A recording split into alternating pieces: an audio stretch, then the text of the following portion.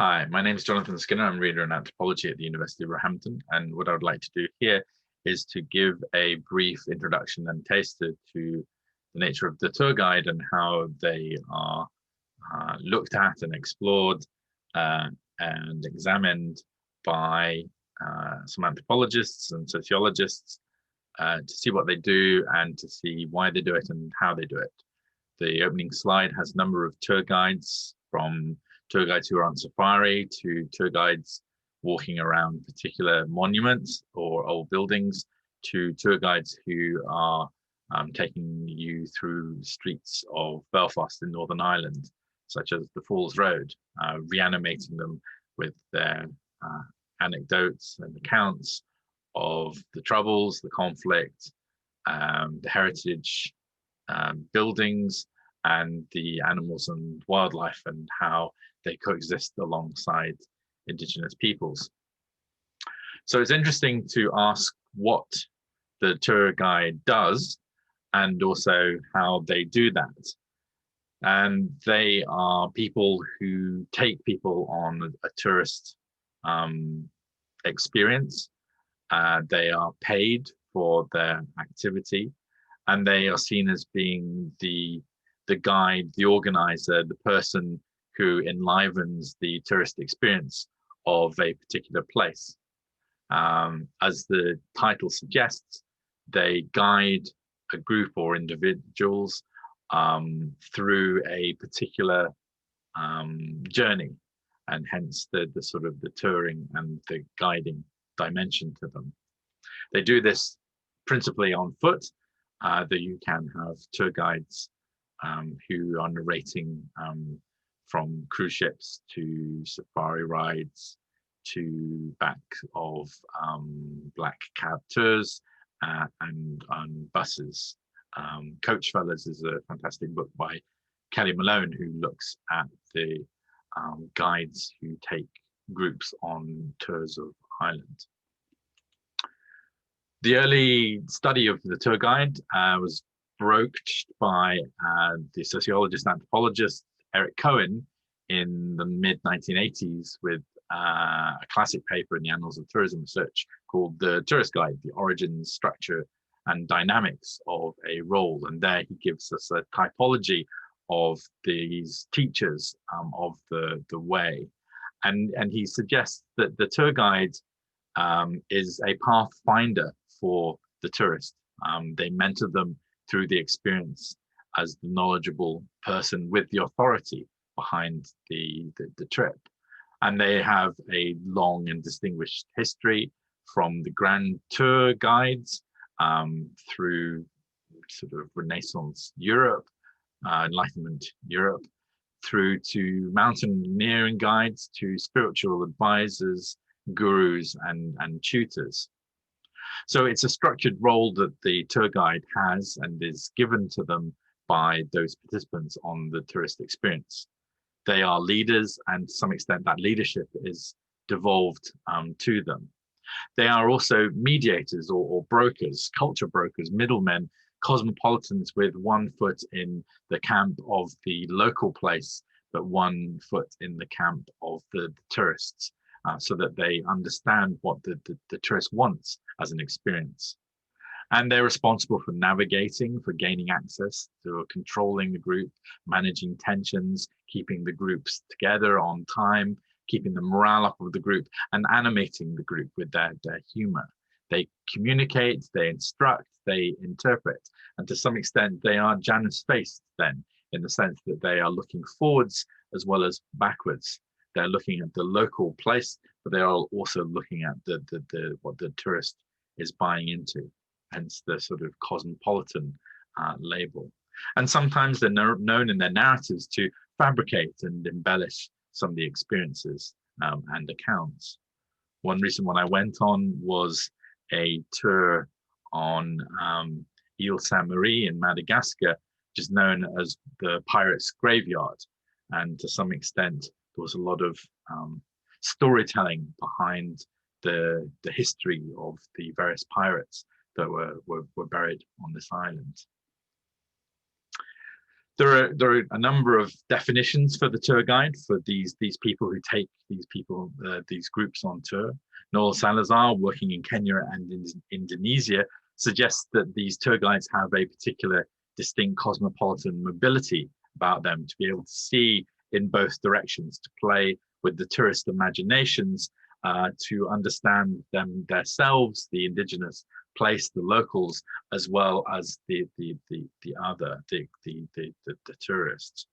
And there's this competing tension behind these mechanics of globalization, of people bringing the global to a local place. Alex Bunton suggests that they have a commodified persona, and I'll turn more to her work in Alaska amongst the it. But to say a commodified persona suggests that they present in a particular way because they are paid professionals, and that you might not be seeing then the authentic self. Jackie Feldman suggests that the tour guides work a shtick upon the local group, that they have a humor, sort of a phatic chit chat to engage and get responses from the various tourists. Jack Katz suggests that these are the urban alchemists. They work the ground, they bring it to life, they reanimate it. Rather like Jonathan Wynn's work in the States, they are the ground troops, the shock troops of the travel industry. They are the modern day flaneurs, to sort of link to Simmel. They take us on, escort us on our leisure practices. And recently, myself and Jackie Feldman have edited a publication to suggest that this cosmopolitan practice is a sort of form of mediation that they are performing. They're performing a role, they're interpolating a site, they're explaining it and animating it for the visitor, and they are brokering that experience. And so they are performing a mid in between position, rather like Victor Turner's betwixt and between, and that they're doing that under the commodified tourist gaze that we've already heard about, and that they're paid for this experience. And if you look at the images, you'll see Jackie Feldman, a professional tour guide as well as professional anthropologist, taking biblical tours in Israel. And the images below are of Strawberry Hill House, a Gothic, 18th century pseudo-Gothic, neo-Gothic mansion in Twickenham that was owned and built by Horace Walpole as an eccentric bauble of his. And the students that I've taken here around the house are being guided through an empty building that's being brought to life by the tour guide, in terms of filling it with her imaginations of what was existing in that building when Horace Walpole lived there. So these people, these tour guides, are engaging and encapsulating a place. They're brokering it. They are part of a creative and cultural industry, and they are using blended learning techniques to re-enchant a place. And because of the walking nature of the tour, there's a mobility, a sort of mobile stories nature to this. There's a living experience. It's a one-off. It's part improvised, part scripted, and responsive to the tourist group. So it's choreographed, stylized movements. There are particular stances that the tour guide adopts. In particular, on the Falls Road, I've seen people congregating around tour guides and giving them a sort of a small sort of in stage, a social stage, where the group is listening in and attentively to their experiences. And there's an interesting co-presence about the tour guide's experience that they give the tourists. There's, I would suggest, a rhythm of walking that generates a proximity to the ideas of the tour guide. The landscape echoes or stimulates a passage of thoughts. There's a sense of following on and along and behind the tour guide as your mentor, guide, and teacher.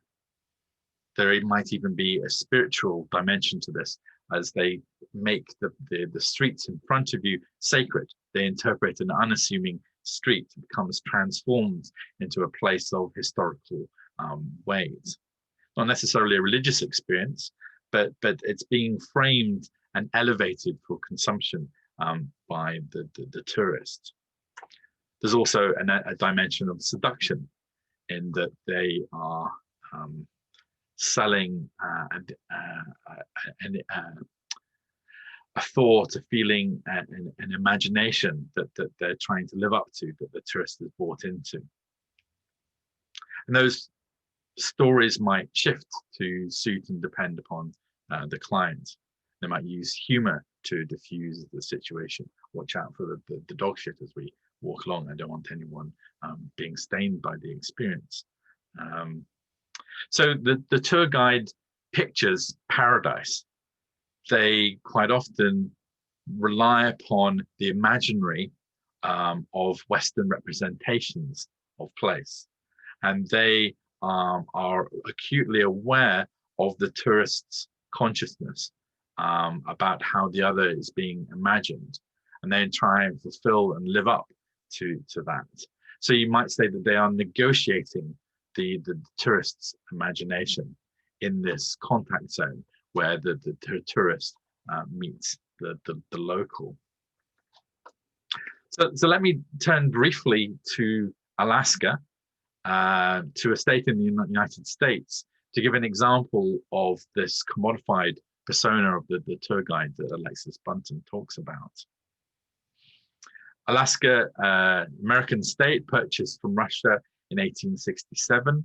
A name that translates to the mainland or the great land, Alaska, an Aleut word, and a place that's been settled and colonized by Russian and Spanish colonies.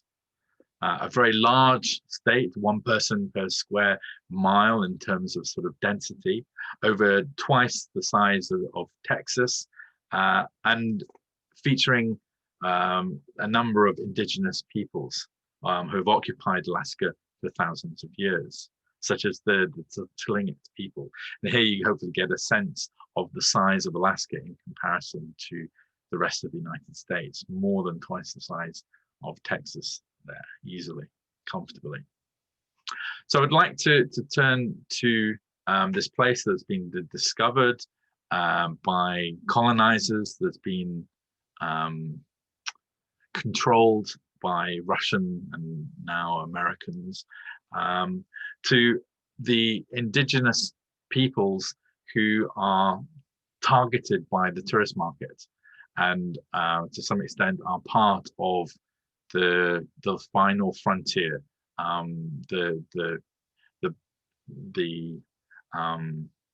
the place where nature and civilization abut each other, not just in the sort of glacier and wildlife, but also in terms of people. And if we turn to the islands of Alaska, we can talk about the Tlingit peoples and Alexis Bunton's fantastic article, Sharing Culture or Selling Out. Just to preface this article, it's engaging with David Greenwood's article in Hosts and Guests, a volume by Villian Smith, where he examines whether people are selling culture by the pound, whether they're commoditizing and marketing themselves, and that this has an effect upon culture. And it's interesting to see that Greenwood's initial position changes between the first volume that was published and the republication of William Smith's classic book. So the Tlingit people are a matrilineal society in the southeast Alaska, also in parts of British Columbia, Yukon. The name translates as people of the tides. And Alexis has written not just this article, but also a book based as sort of autoethnography as a member of the Tlingit. And she was able to work alongside the people to experience what it's like to be a tour guide, and gives us a sense of the rich tradition of oratory and speaking that the people have, the beliefs that they carry, but also the way that they sell them to the tourist visitor, who's quite often just there for a day or an afternoon. So they're buying an experience as typically as cruise ship passengers. And they're on the Inside Passage in the Alaskan Islands, and they are given an experience such as the Sitka tribal tours to see a part of tribal life. And yet it's being presented by the tour guides, who have stylized themselves, who are wearing traditional clothes and colors, red and black, and they're telling stories that come off the tongue easily because they're repeating them day in, day out. So there's a sense then of Goffman's presentation of self, that they are adopting the role of the tour guide and are seating the tourists in front of them on these buses and giving you a tour script. But they're also queuing in very quickly as to the nature of the group, and they'll change that script to accommodate the group, whether it's young, whether it's old. Rather like tour guides to the Maze Prison in Belfast will quickly acknowledge whether they've got a unionist or a nationalist audience in front of them, and sort of play the narrative that the sort of the text of the experience in a particular way accordingly. So Bunton is suggesting that there's a self-commodification going on, that the tour guides are branding themselves, rather like a sort of Oprah Winfrey style, to quote her, and that what they are giving the tourist is a product. It's a product performance. It's being staged. It has a staged authenticity, to invoke Dean McCannell's concept. And yet it's more complicated than just being exploited or selling the culture by the pound, because the tour guide is not just a passive body in the tourist encounter, in this contact zone, in these border zones that are being crossed to invoke Bruner and Mary Louise Pratt. They are involved in the process. They stage manage the encounter. They are involved in the politics of the representation of peoples, and they are giving a form of emotional labor in their presenting themselves in a particular way, day in, day out. You might say that they are deliberately subordinating themselves for a temporary time to give a shadow semblance of themselves, and the identity that they present to the tourist is not necessarily the identity that they have back home. So it's a commodified persona that's constructed, again, rather like Noel Salazar's work in Kenya and in Indonesia. It's constructed to meet the tourist's desires for the encounter with the other. They play up their otherness.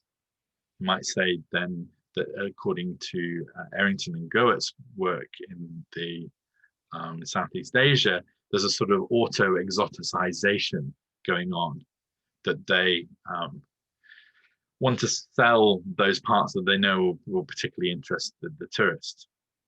So the tour guides are in themselves very sophisticated culture brokers as well as these cosmopolitans that we've heard about.